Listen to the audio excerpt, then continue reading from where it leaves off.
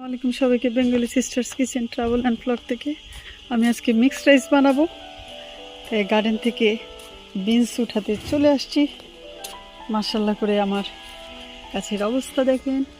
আলহামদুলিল্লাহ আলহামদুলিল্লাহ অনেক হয়েছে, এখানেও অনেকগুলো হয়েছে। আমি কয়েকটা উঠিয়ে নেব, দেখতে পাচ্ছেন কিনা জানি না। মাশাল্লাহ অনেক ভালো হয়েছে, কয়েকটা উঠিয়ে এখন মিক্সড রাইস বানাবো। মাশাল্লাহ আলহামদুলিল্লাহ আমি কয়েকটা উঠিয়ে নিলাম, আরও আছে, আমি একটু পরে এসে উঠাবো। দিয়ে দিলাম এখানে আদা পেস্ট, পেঁয়াজ কুচি, তেজপাতা, এলাচ, দারচিনি, লবণ আর দিয়ে দিচ্ছি চাল।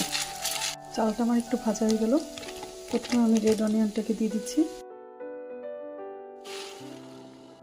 মটরশুঁটি। এটাকে আমি ডিপ ফ্রিজ থেকে বের করে সরাসরি দিয়ে দিলাম। গাজরটাকে ভেজে নিয়েছিলাম, দিয়ে দিলাম গাজরটা। গার্ডেন থেকে উঠিয়ে নিয়ে এসে ভাজলাম বরবটিগুলো, দিয়ে দিলাম বরবটিগুলি। সবকে ভালো করে মিক্সড করে দেবো। দিয়ে দিচ্ছি 4 চামচের 1 চামচ পরিমাণ চিনি। গেল আমার পোলাওটা ভেজিটেবল। এর মধ্যে আমি অনেক কিছু অ্যাড করি, কিন্তু আজকে বাইরে দেশি মানুষ খাবে এই জন্য কিছুই দিচ্ছি না। আর এর মধ্যে দিয়ে দিলাম ঘি 1 চামচ পরিমাণ, আর দিয়ে দিচ্ছি রোজ ওয়াটার। ভেজিটেবল পোলাওটা আমি এখানে 3টা জিনিস দিয়ে করলাম। এর মধ্যে আসলে অনেক কিছু অ্যাড করা যায়, আমি করলাম না, আপনারা চাইলে অনেক কিছু অ্যাড করে নিতে পারবেন। আমি দিয়ে দিলাম ইয়োগurt, ধনে জিরে গুঁড়ো, আদা রসুন পেস্ট। দিয়ে দিচ্ছি চিকেনগুলোকে। হয়ে গেল আমার চিকেনগুলো সব মাখানো ভালো করে।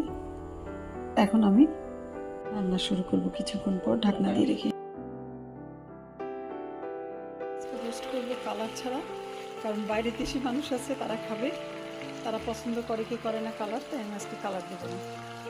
আমি দিচ্ছি কয়েকটা কিশমিশ, দিয়ে দিচ্ছি তেজপাতা, দারচিনি, এলাচ আর জায়ফল গুঁড়ো।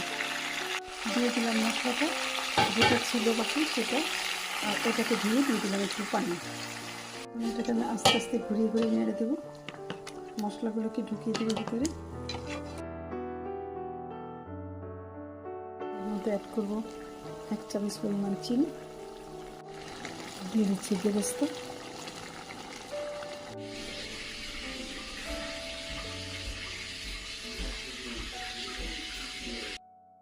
হয়ে গেল আমার কাবাবগুলি ভাজা। আজকের মেনু ভেজিটেবল পোলাও, চিকেন সাদা করে রান্না রোস্টের মতো, কিন্তু হোয়াইট, টোনা কাবাব আর শসা। তাড়াহুড়ো করে মেহমান আসলো তাই এটাই করে ফেললাম। চলে আসবো অন্য কোনো নতুন ভিডিও নিয়ে, ততক্ষণ পর্যন্ত সবাই ভালো থাকবেন। আল্লাহ হাফেজ।